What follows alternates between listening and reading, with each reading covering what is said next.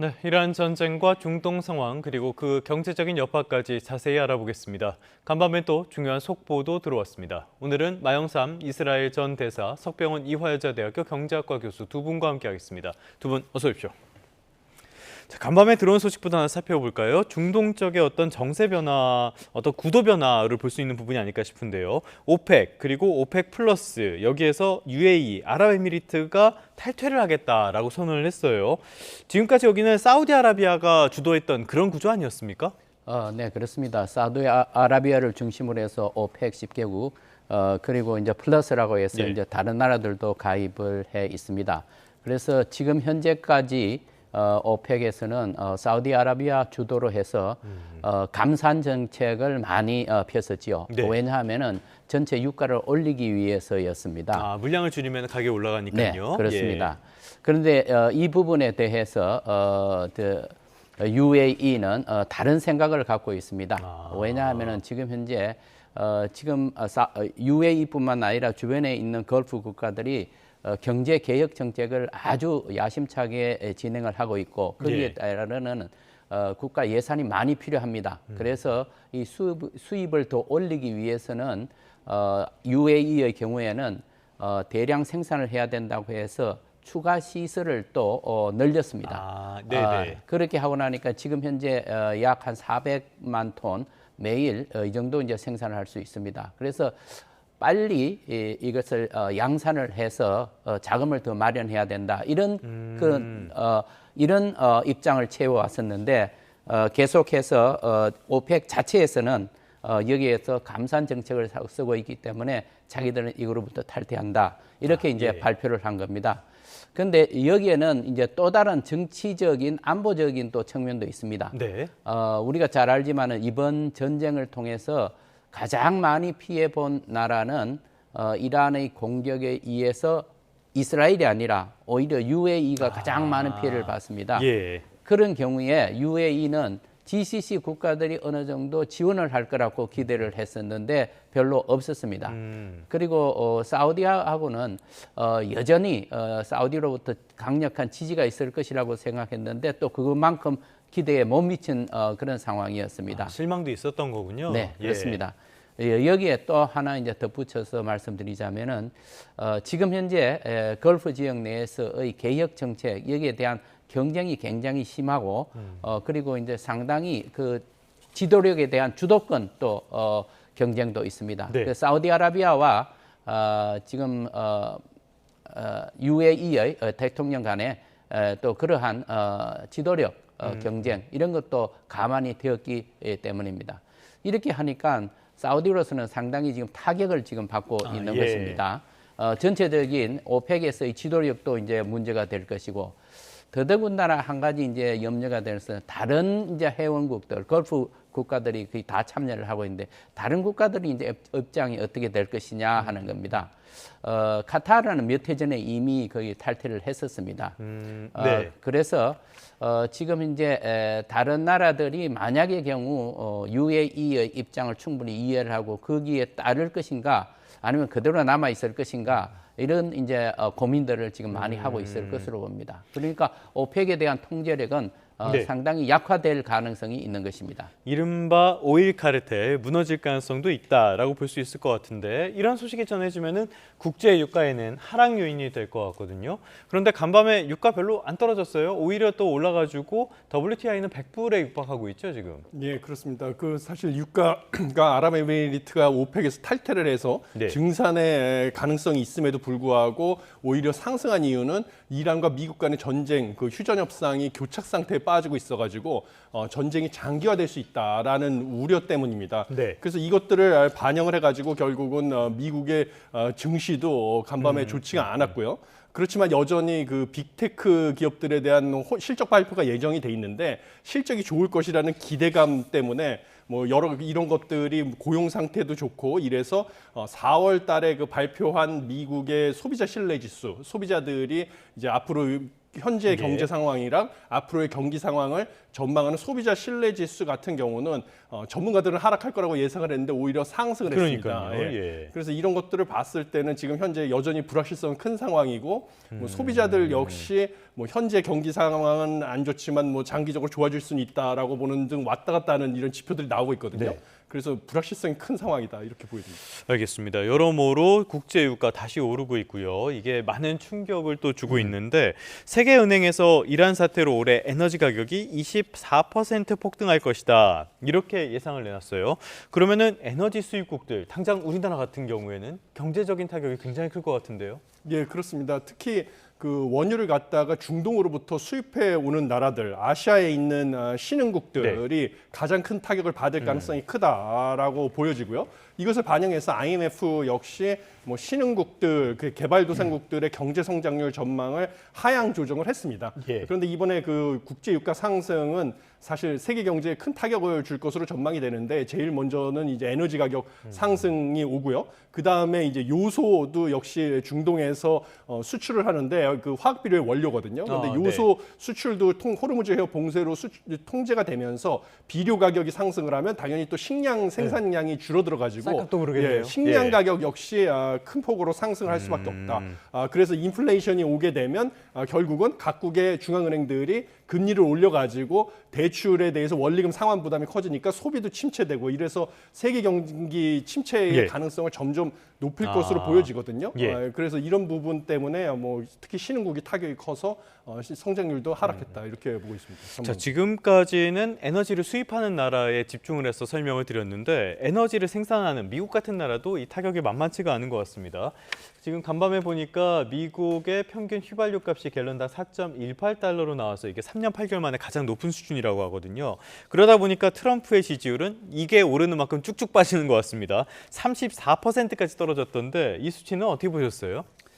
네, 지금 현재 트럼프 대통령은 굉장한 위기입니다. 34%라는 것은 거의 최저 수준에 가까운 것이고 예. 전쟁 전에 47%였습니다.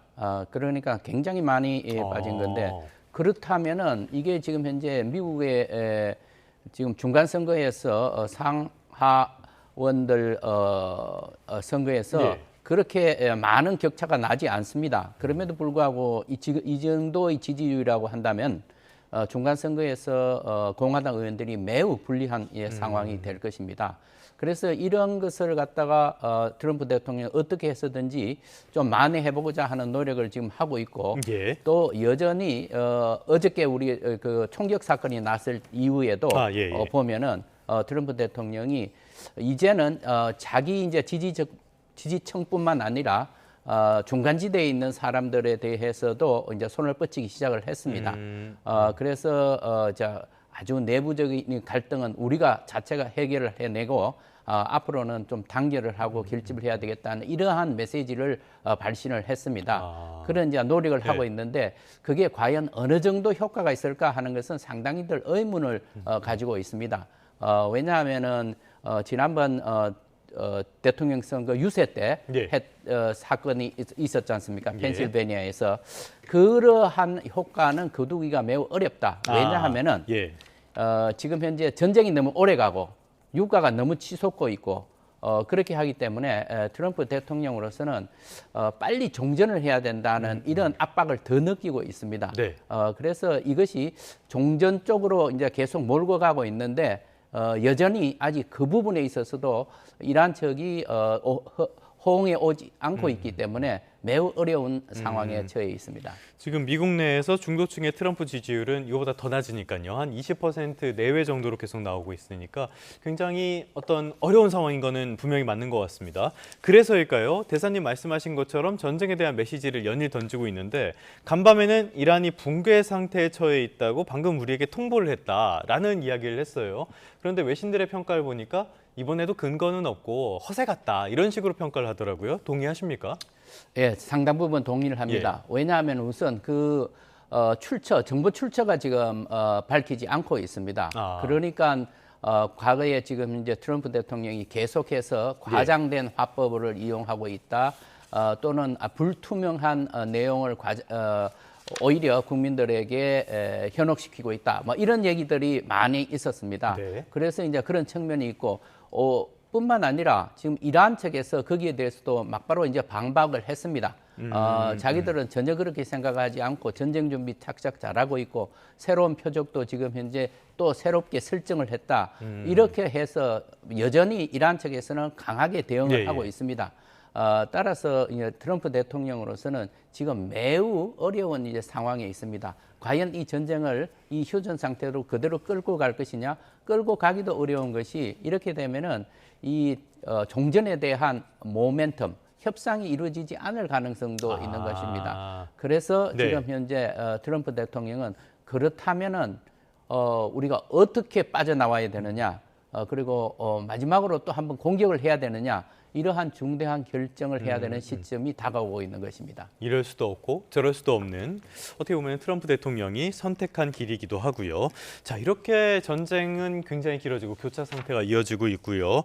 경제 상황은 안 좋은데 그래도 코스피는 굉장히 강세를 이어가고 있습니다. 6,600선까지 어제 넘겼고요. 연일 사상 최고가 행진을 기록하고 있는데 시가총액 순위가 세계에서 8위까지 올라섰네요. 예, 그렇습니다. 올해 그 코스피가 급등을 해가지고 시가총액 기준으로 세계 8위까지 올랐습니다. 그래서 올 들어 무려 45%나 급등을 해가지고 뭐 4조 400억 달러까지 집계가 되고 있거든요. 예. 근데 이것은 결국은 우리나라 지금 코스피에서 가장 큰 비중을 차지하고 있는 삼성전자와 SK 하이닉스 그 두 기업의 주가가 급등을 한 영향이고요. 네. 그 원인은 결국 AI 붐으로 반도체 수요가 늘어날 것이다라는 전망 때문입니다. 근데 뭐 일각에서는 그래서 SK 하이닉스 주가도 지금 1분기 실적이 시장이 전망 크게 초과를 하면서 130만 원까지 네. 주가가 올라서 작년 말 대비 올해에만 약 2배 가까이 주가가 상승을 한 거거든요. 그래서 이런 것들이 다 반영이 돼서 코스피가 상승하고 있는데 지금 보면 미국의 그 빅테크 기업들에 대한 실적 전망이 여전히 낙관적인데 뭐 간밤에는 예상과 다르게 오픈 AI의 실적이 좋지가 않아가지고 네, 챗GPT. 일부 예. 조정이 된 것에서 볼 수 있듯이 지금 불확실성은 여전히 크고 있습니다. 중동 정세로 인해서 불확실성이 큰 상황이기 때문에 그리고 우리나라는 더군다나 지금 잠재 성장률도 계속 하락하고 있다고 최근에도 OECD에서 발표를 하지 않았습니까? 그럼 기초 체력은 안 좋아지는데 주가만 계속 이렇게 고공행진하기는 장기적으로 봤을 때는 불가능하다. 저는 뭐 이렇게 보고 있습니다. 알겠습니다. 말씀하신 것처럼 오픈 AI가 부진한 실적을 낼 것이다라는 보도가 전해지면서 간밤에 뉴욕에서 마이크론, 샌디스크 다 주가가 크게 하락을 했으니까요. 이게 우리 증시에 어떤 영향을 미칠지도 봐야 되겠는데 당장 우리 증시에 더 큰 영향을 미치고 있는 거 어떻게 보면은 SK하이닉스는 오르는데 삼성전자는 약간 부진한 거 이 부분이 아닐까 싶어요. 노조의 총파업 예고가 아닐까 싶습니다. 노조가 정말 총파업을 한다. 그랬을 때는 우리 그 삼성전자뿐만이 아니라 우리 경제 전체 그리고 장기적인 신뢰도까지 하락할 수 있다. 이런 우려들이 나오고 있죠. 예, 그렇습니다. 그래서 노조가 이번에 지금 18일간 파업을 결의를 했는데 예. 만약에 이제 협상이 안 되면요. 그렇게 될 경우에는 피해액이 30조에서 최대 장기화될 경우에 50조 원까지 갈 수도 있다라는 전망이 나오고 있습니다. 그것뿐만 아니라 지금 뭐 삼성전자가 지금 수요 대비 공급이 부족한 HBM이라든지 여러 메모리 반도체에 납기를 제대로 맞추지 못하게 되면 고객의 신뢰도 하락으로 인해서 오히려 그 공급망에서 이탈하게 될 가능성도 배제할 수가 없습니다. 그렇기 때문에 코스피에서 삼성전자가 지금 좀 부진한 상황이고 이런 결과가 지속되게 되면 지금 현재 우리나라 경제를 떠받치고 있는 것이 반도체 기업들인데 우리나라 경기에도 좋지 않은 영향이 불가피하다 이렇게 보여집니다. 김정관 장관 역시 여기에 대해서 이야기를 했는데요. 참 명분이라는 게 복잡한 문제니까 너무 한쪽의 주장만 하지는 않았으면 좋겠습니다. 자, 이런 상황 속 결국에 전쟁이 빨리 끝나줘야 될 텐데 전쟁의 가장 큰 걸림돌이 되고 있는 곳이 어디냐라고 보면은 이스라엘이라고 답할 분들이 많을 것 같아요. 뭐 대사님 계셨던 곳이기도 한데 지금 레바논과 휴전을 이야기한 상태인데요. 전혀 처음부터 이제 이스라엘이 자제력을 발휘할 것이냐 여기에 대해서 의문이 많았는데 전혀 못하고 있는 것 같아요. 계속 레바논을 치고 있습니다. 지금 상황 어떻게 보십니까? 네, 지금 현재도 전쟁이 계속이 되고 있고 이스라엘뿐만 아니라 상대방인 헤즈볼라 쪽에서도 계속해서 반격을 하고 있습니다. 그래서 여전히 이 국경 지방 그리고 레바논 남부 지방에서는 아주 위험한 상황이 계속되고 있습니다.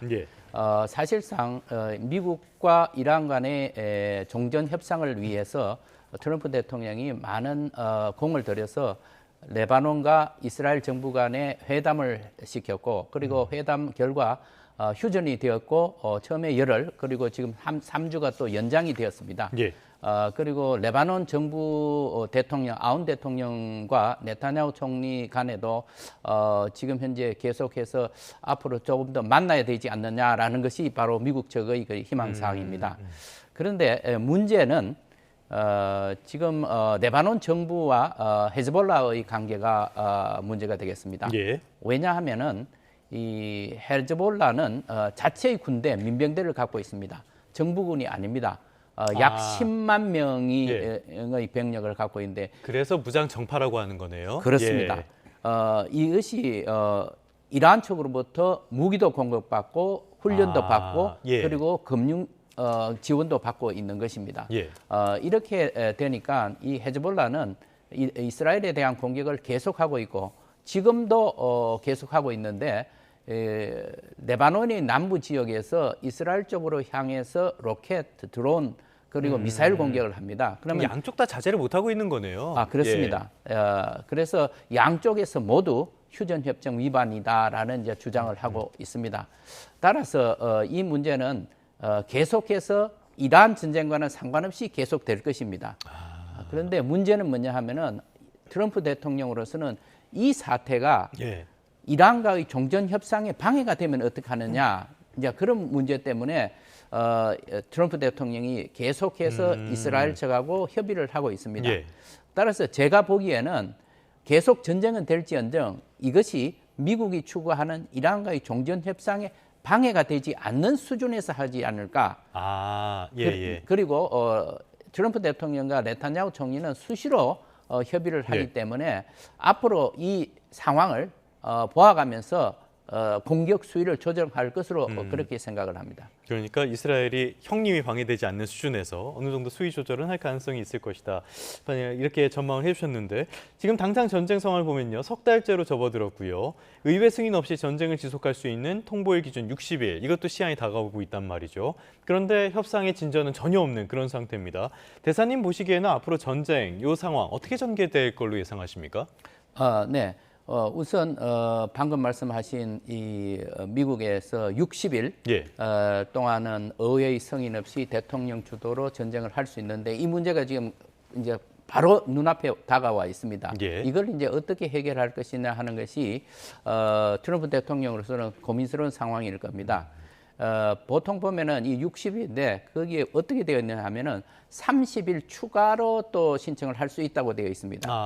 그 30일이라고 하는 것은 주로 병력 이동과 철수에 관한 것인데 이것을 이용해서 미국 행정부에서는 30일을 추가로 해달라. 그러면서 이것은 우리 철수 목적이기도 하지만 지금 전략적인 목표 달성 거의 다 됐는데 마무리할 것이다. 이렇게 해서 30일을 더 받는다고 하면은 5월 말까지 이제 갈 수가 있는 것입니다. 그런데 그거와 더불어서 또 한 가지 방법이 뭐가 있느냐 하면은 아예 이 문제에 대해서는 의회의 승인이 필요 없다라고 법리 해석을 할 가능성도 있습니다. 아예 무시해버린다. 2011년에 미국이 리비아에 대한 공격을 할 그럴 가능성이 있었습니다. 그때 오바마 대통령 시절이었는데 마찬가지로 60일 이 규정에 걸리게 되었습니다. 그때 이제 오바마 대통령이 이것은 전쟁이 아니다, 군사 작전이다 라면서 피해간 것이 있습니다. 그때 이유가 지상군을 우리가 투입하지 않았다. 미군의 사상자가 별로 없다. 그리고 리비아의 공격, 반격의 능력이 매우 제한되어 있다. 이런 이유로 됐는데 지금과 같은 비슷하네요. 매우 비슷한 상황입니다. 그래서 이제 빠져나가지 않을까 그렇게 생각을 합니다.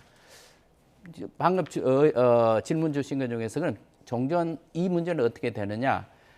굉장히 어려운 상황입니다. 지금 현재 이란 측에서 이 협상에 응해 와야 되는데 이란은 이란대로 상당한 시간을 가지고 지금 대처를 하고 있습니다. 그래서 아락치 외교장관이 최근에 파키스탄, 오만, 러시아를 방문을 했습니다. 그래서 주로 종전 문제에 대한 이제 협의를 진행을 하고 있습니다.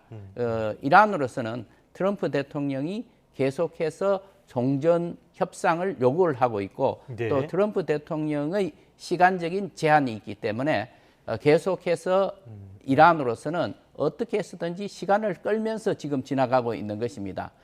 따라서 여기서 트럼프 대통령이 현재까지 주장해왔던 이 상황을 이러한 조건들을 조금 낮추지 않으면은 이란 측에서 협상에 응하지 않을 가능성도 있습니다. 예. 그래서 지금 현재 백악관 내에서도 상당히 이 문제 때문에 고심을 하고 있는 것으로 보입니다. 네네. 알겠습니다. 말씀하신 것처럼 이란 전쟁 상황 녹록치가 않은 것 같은데요. 경제적인 여파를 조금 전에 저희가 계속 살펴봤습니다. 특히 증시에 대한 이야기도 드렸었는데요. 요거랑은 약간 떨어져 있는데 역시 최근에 또 뜨거워진 자산시장 하나를 살펴볼 수밖에 없겠습니다. 저희가 이 소식 전해드리느라고 거의 내용을 다루지 못했었는데요.